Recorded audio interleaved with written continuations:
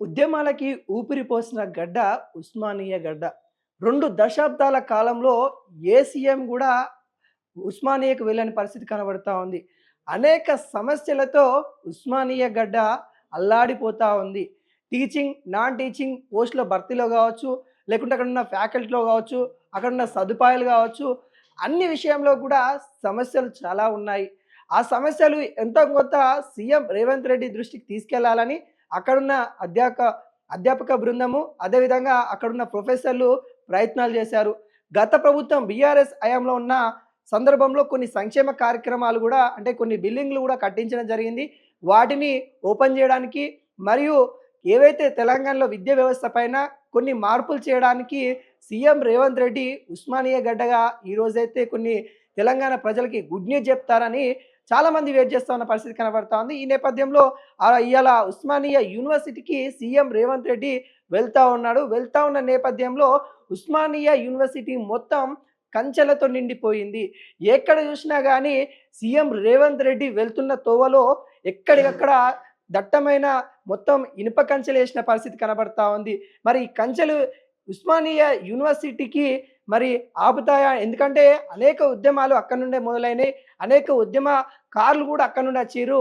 వాళ్ళందరినీ అణిచివేయాలనే విధంగా అక్కడ కనిపిస్తా ఉంది.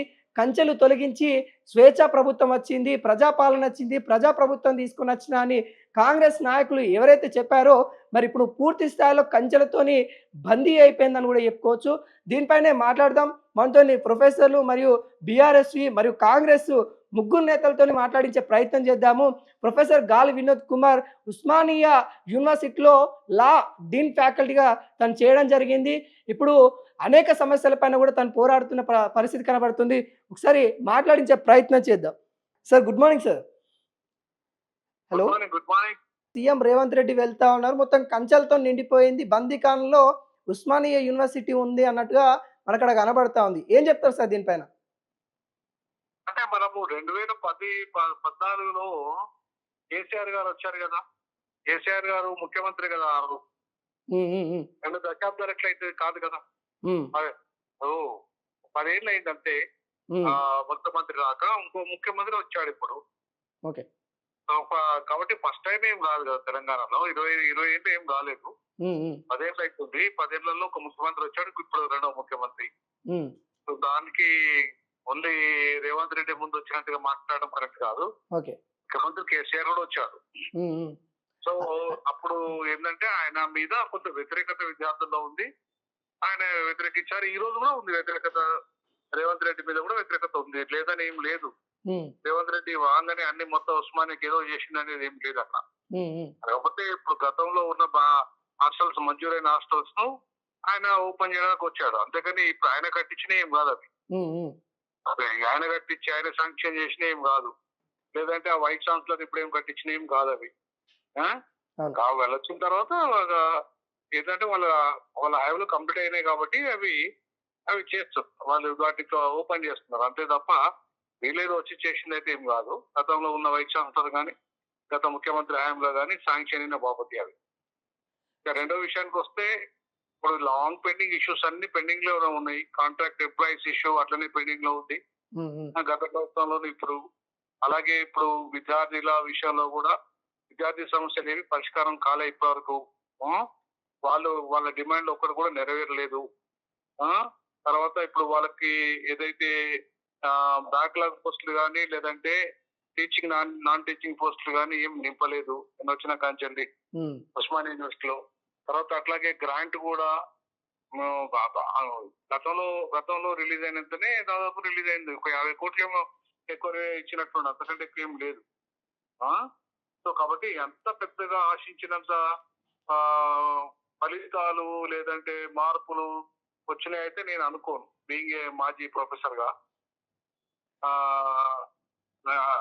ఇంకా చెప్పుకోవాలంటే ఒక రకంగా కేసీఆర్ అప్పుడు మొత్తం కాంట్రాక్ట్ విధానాన్ని రద్దు చేస్తాను కేసీఆర్ రద్దు చేయలేకపోయాడు. సో ఆయన హయాంలో ఒక టీచింగ్ కానీ నాన్ టీచింగ్ పోస్ట్ కానీ నింపలేదు. ఇప్పుడు వచ్చిన ముఖ్యమంత్రి గారు కూడా నింపలేదు.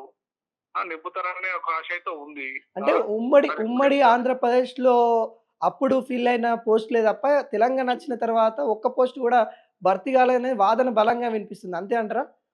అంతే అంతే. ఇప్పుడు కేసీఆర్ గారు హయాంలో మనం తెలంగాణ తెచ్చుకున్నాము. తెచ్చుకున్న తర్వాత అది ఇంతవరకు ఆ ఆశలు అడియాసలుగా మిగిలిపోయినాయి. హ్మ్. తర్వాత రేవంత్ రెడ్డి గారేమో తెలంగాణ ఉద్యమకారుడే కాదు. హ్మ్. ఆయనకు తెలంగాణ ఉద్యమానికి సంబంధమే లేదు. అట్లాంటి క్రమంలో ఆయన ఏవైతే కొంత హామీలిచ్చి విద్యార్థి సంఘాలు నిరుద్యోగులకు ఇచ్చాడో అవి నెరవేర్చలేదు. ఇంతవరకు జాబ్ క్యాలెండర్ కూడా ప్రకటించలేదు. అంతేకాకుండా ఇక్కడ నిరుద్యోగులకు ఆయన వాళ్ళ కాంగ్రెస్ ఇచ్చిన హామీలు పెద్దగా నెరవేరలేదు. ఇప్పుడు ఈయన కూడా ఒక ఉద్యోగం కూడా ఉస్మానియాకి ఇవ్వలేదు. ఇంకా శాంక్షన్ కాలేదు. అన్ని కూడా ఏంటంటే అవుతాయని ఒక నమ్మకం అయితే ప్రజల లోపల ఉంది, విద్యార్థుల లోపల ఉంది. ఎందుకంటే కాంగ్రెస్ గవర్నమెంట్ వచ్చిన తర్వాత గతంలో పెండింగ్ లో ఉన్న అంటే కేసీఆర్ గారు ఇచ్చిన నోటిఫికేషన్ ఈయన రిక్రూట్మెంట్ ఇచ్చాడు. ఈయన కొత్తగా ఇచ్చింది పెద్దగా ఓ 10,000 ఉద్యోగాలు తప్ప ఏం లేదు. ఇంకొక అంశం సార్, మొత్తం కంచెలతోని బందీఖానాలో ఉస్మానియా యూనివర్సిటీ ఉందిప్పుడు.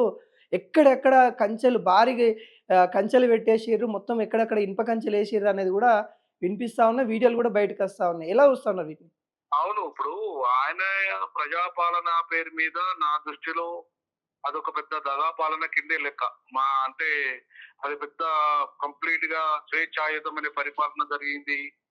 లేకపోతే ప్రొఫెసర్ కోదండరామరెడ్డి, ప్రొఫెసర్ హరగోపాల్ గారు చెప్పినట్టుగా మొత్తం ప్రజాస్వామ్యం వర్ధిల్లిందని నేను చెప్పను. హ్మ్. ఎందుకంటే ప్రజాస్వామ్యం అంటే చాలా విస్తృతమైన అర్థం ఉంటది. అది సామాజిక, ఆర్థిక, రాజకీయ న్యాయంతో కూడిన స్వేచ్ఛ, సమానత్వం, సౌభ్రతత్వం.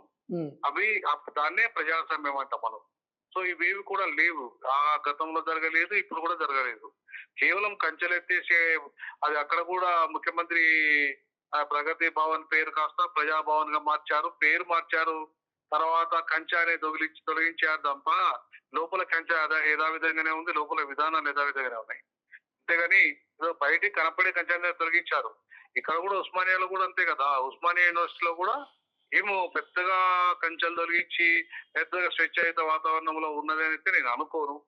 అందులో ఇప్పుడున్న వైస్ ఛాన్సలర్ గాని, వైస్ ఛాన్సలర్ ఆయన ఉద్యమాలతో సంబంధం ఉన్నోడు కాదు, లేదా స్వేచ్ఛాయుత వాతావరణాన్ని కల్పించాలని దృక్పథం ఉన్నోడు అసలే కాదు. ఇంకొక అంశం సార్, విద్యార్థులు చాలా మంది చెప్పేదేందంటే, మమ్మల్ని అణిచివేయాలని చూస్తా ఉంది గవర్నమెంటు. కాకుంటే ఉస్మానియా గడ్డ అంటేనే పోరాటాల గడ్డ. ఎంత అణిచివేయాలని చూస్తే అంత ఎగసి పడతాము.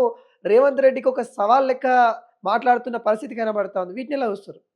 కానీ ఎట్టి పరిస్థితుల్లో రేవంత్ రెడ్డి ఎవరో కాదు. రేవంత్ రెడ్డి తాత దిగొచ్చినా కూడా ఉస్మానియా యూనివర్సిటీ అంచలేడు. అసలు ప్రపంచంలో ఏ హిట్లర్ కూడా ప్రపంచంలో అంత దుర్మార్గాలు చేసిన హిట్లర్ ఏం చేయలేకపోయాడు. కాబట్టి రేవంత్ రెడ్డి గాని ఇంకెవరు గాని ఎవరు కూడా ప్రజా ఉద్యమాలను అణచలేరు, విద్యార్థి ఉద్యమాలను అసలే అణచలేరు. కాకపోతే వాళ్ళు ఏదో తాత్కాలికంగా వాళ్ళు వచ్చినప్పుడు ఇట్లాంటి కంచెలేపిస్తారేమో కానీ అది తాత్కాలికమే. వాళ్ళు వచ్చినప్పుడు విజిట్ చేసినప్పుడు జరిగే పరిణామం తర్వాత వాళ్ళు ఎంత ఆపినా ఆగేది కాదు. వాళ్ళు అప్పుడు అంతకు ముందు కూడా కంప్లీట్ గా అసలు ధర్నాలు చేయొద్దు, రాస్తారోకాలు చేయొద్దు, లేదంటే ఏమి చేయొద్దు అని చెప్పి సర్కులర్ జారీ చేస్తేనే మొత్తం తిరుగుబాటు చేశారు ఉస్మానియా విద్యార్థులంతా. అదే ఏమి ఆర్ట్స్ కాలేజ్ మీద ధర్నాలు ఆగలేదు, లేకపోతే ఏ ఉద్యమం కూడా ఆగలేదు. కాబట్టి విద్యార్థి ఉద్యమాలను ఆపుతాం అనే భ్రమంలో ఏ ప్రభుత్వం ఉన్నా అది భ్రమే అవుతుంది. చాలా మంది విద్యార్థులను హాస్టల్కే పరిమితం చేస్తా ఉన్నారు. హాస్టల్ల కాడ కూడా పోలీసులు బందోబస్తు ఉన్నారు. హాస్టల్ నుండి ఎవరైతే విద్యార్థి నాయకులు ఉంటారో బయటికి రాకుండా కాపలా కాస్తా ఉన్నారని చెప్తా ఉన్నారు. ఈ అంశంని కూడా ఎట్లా చూస్తారు? నేనేమంటున్నానంటే హాస్టల్లో అంత తెలంగాణ ఉద్యమం పెద్ద ఉవ్వెత్తున ఎగిసిపడినప్పుడే ఏమి చేయలేకపోయారు. ఏమి ఆంధ్ర ప్రభుత్వం ఉండి కూడా. ఇప్పుడు తెలంగాణ ప్రభుత్వం వచ్చి ఏవో మొత్తం హాస్టళ్లను మొత్తం మూసేసి, లేకపోతే విద్యార్థులు దిగ్బంధం చేసి, లేకపోతే టోటల్ గా పోలీసులు చచ్చుకపోయి వాళ్ళని రానియకుండా చేస్తే ఇవాళ సోషల్ మీడియా ఉంది. వాళ్ళ లోపల ఉండి కూడా వాళ్ళ వాయిస్ ను వాళ్ళు వినిపించగలిగే పరిస్థితి ఉంది. దాన్ని ఆపలేరు కదా. ఇప్పుడు సోషల్ మీడియాని ఆపలేరు, సోషల్ మీడియాలో వీడియోలను ఆపలేరు, లేదా సోషల్ మీడియాను కంట్రోల్ చేయలేరు. ఎందుకంటే సుప్రీంకోర్టు చెప్పింది స్పష్టంగా, సోషల్ మీడియాలో వాక్ స్వతంత్రాన్ని అణిచే హక్కు ఏ ప్రభుత్వాలకు లేదని చెప్పింది. కాబట్టి వాక్ స్వతంత్రం అనేది రాజ్యాంగం కల్పించిన ప్రాథమిక హక్కులు.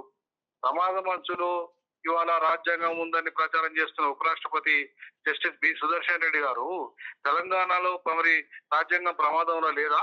ఉమ్. రాజ్యాంగం ప్రమాద అంచులో లేదా అనేది మరి సుదర్శన్ రెడ్డి గారు చెప్పాలి. ఆయన మాజీ సుప్రీంకోర్టు న్యాయమూర్తి.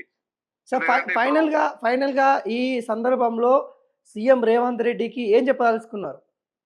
ఒకటే చెప్పాల్సుకున్నా, నేను బాబాసాహెబ్ అంబేద్కర్ వారసునిగా భారత రాజ్యాంగాన్ని అమలు చేయడంలో రేవంత్ రెడ్డి ప్రభుత్వం వైఫల్యం చెందింది. ఖచ్చితంగా అది రెడ్డి రాజ్యంగానే మిగిలిపోయింది. ఆయన ముఖ్యమంత్రి నుండి మొదలుకుంటే మంత్రివర్గంలో కానీ, అలాగే కార్పొరేషన్ చైర్మన్లు కానీ, ఎమ్మెల్యేలు కానీ, ఎంపీలు కానీ తన రెడ్డి సామాజిక వర్గాన్ని పూర్తి స్థాయిలో ఆధిపత్యంలో ఆయన కొనసాగించాడు.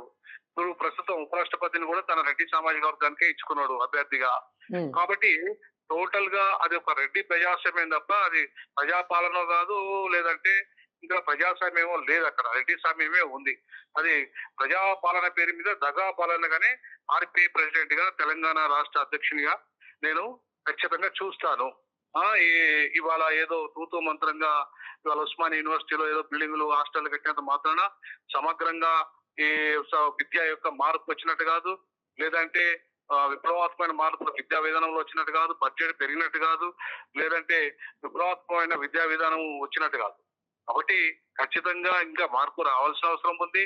రేవంత్ రెడ్డి ఇంకా బడ్జెట్ కానీ, ఉద్యోగాలు కానీ, లేదంటే వాళ్ళ కాంట్రాక్ట్ ఎంప్లాయ్ రెగ్యులరైజ్ చేయడం కానీ, విద్యార్థుల డిమాండ్స్ కానీ, అలాగే టీచింగ్ నాన్ టీచింగ్ పోస్టుల నింపడం కానీ, ఎస్సీ ఎస్టీ బ్యాక్లాగ్ పోస్టుల నింపడం కానీ, ఫెలోషిప్లు విద్యార్థులకు ఇవ్వడం కానీ, మెరుగైన హాస్టల్స్ చేయడం కానీ, ఉచితంగా హాస్టల్ ఫెసిలిటీస్ ని ఎస్సీ ఎస్టీ బీసీ విద్యార్థులకు, మహిళా విద్యార్థులకు కల్పించడం కానీ ఇవన్నీ ఏం జరగలేదు. జరిగినట్టుగా ఏదో ఉరిగినట్టుగా, లేకపోతే వైస్ ఛాన్సలర్ ఆర్టికల్ రాసినంత మాత్రాన, ఆంధ్రజ్యోతిలో ఆర్టికల్ రాసినంత మాత్రాన అదో పెద్ద మార్పులు వచ్చినట్టు అనుకోను నేను.